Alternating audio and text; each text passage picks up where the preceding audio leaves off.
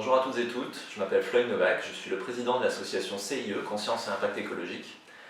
CIE, c'est une association d'éducation populaire à la transition écologique qui intervient auprès de tous les types de publics. C'est une association généraliste sur une variété de thématiques et un large territoire. Elle propose une approche faisant la part belle à une posture bienveillante, de proximité avec le public et ayant recours à une philosophie propre à l'écologie politique.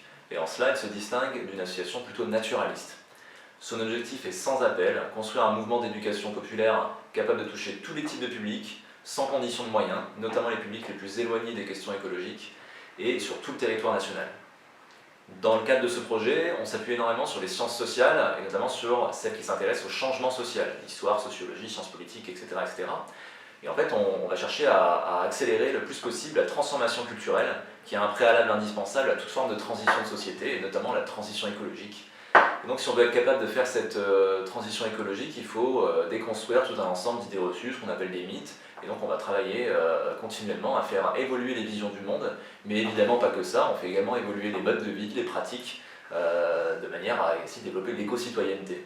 Donc c'est un impact qui est multiple. Compte tenu du caractère généraliste, on va avoir un impact sur les quantités de déchets émis, sur la consommation de viande, de bio, de local, etc. etc.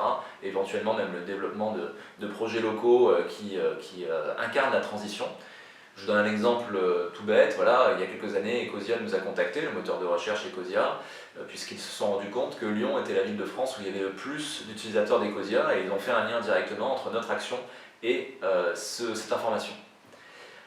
En termes d'efficacité, quantitativement, nous on est sur plutôt un critère qui est important, c'est le nombre d'interventions réalisées. En 2021, on a atteint les 4000 interventions réalisées, a priori, on est en train de finir le compte. 4000 interventions réalisées, ça en fait la plus grosse association en France dans le domaine de l'éducation à l'écologie. On est quand même sur 80 000, 100 000 personnes touchées. On va également regarder le renouvellement des partenariats. La quasi-totalité des partenariats en fait, se renouvelle automatiquement. On va également regarder la mobilisation des bénévoles, en quoi est-ce qu'elle est importante en termes quantitatifs, mais également en termes d'implication. Et là, c'est au niveau qualitatif qu'on va regarder la satisfaction des structures avec lesquelles on travaille, et également le rapport d'impact, est-ce que ça a favorisé du passage à l'action, etc., etc. Bref, on a toutes ces données qu'on collecte. On a déjà une expérience pour pouvoir réussir ce projet-là, de changer d'échelle et de pouvoir avoir toujours plus d'antennes. On a une expérience sur l'Isère, sur la Savoie, sur le Vaucluse, on a déjà fait ça. On a tous les outils qui sont mis à disposition, l'ingénierie de projet, les savoir-faire en termes de partenariat, que ce soit avec les pouvoirs publics ou les associations et le secteur privé localement.